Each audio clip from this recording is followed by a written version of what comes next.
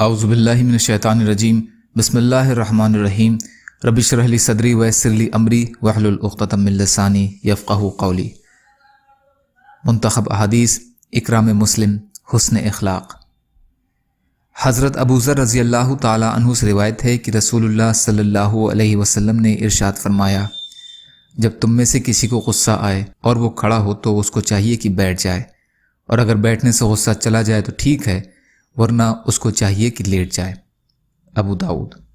فائدہ: حدیث شریف کا مطلب یہ ہے کہ جس حالت کی تبدیلی سے ذہن کو سکون ملے، اس حالت کو اختیار کرنا چاہیے تاکہ غصے کا نقصان کم سے کم ہو۔ بیٹھنے کی حالت میں کھڑے ہونے سے کم اور لیٹنے میں بیٹھنے سے کم نقصان کا امکان ہے۔ مظاہر الحق۔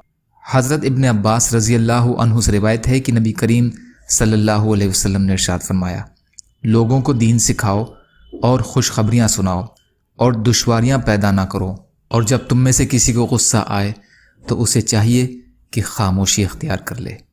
مسند احمد۔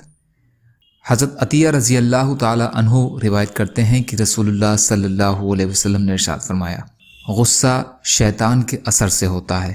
شیطان کی پیدائش آگ سے ہوئی ہے اور آگ پانی سے بجھائی جاتی ہے، لہٰذا جب تم میں سے کسی کو غصہ آئے تو اس کو چاہیے کہ وضو کر لے۔ ابو داؤد۔ یا اللہ ہم سب کو کہنے سننے سے زیادہ عمل کی توفیق عطا فرما۔ یا اللہ جو مظلوم ہیں ان کی مدد فرما، جو بیمار ہیں انہیں صحت عطا کیجیے۔ یا اللہ جو قرض میں ہیں ان کے قرضوں کو ادا کرا دیجیے۔ یا اللہ آپ کے لیے ہر چیز کرنا آسان ہے، ہمارے لیے بھی آسانیاں پیدا فرمائیے۔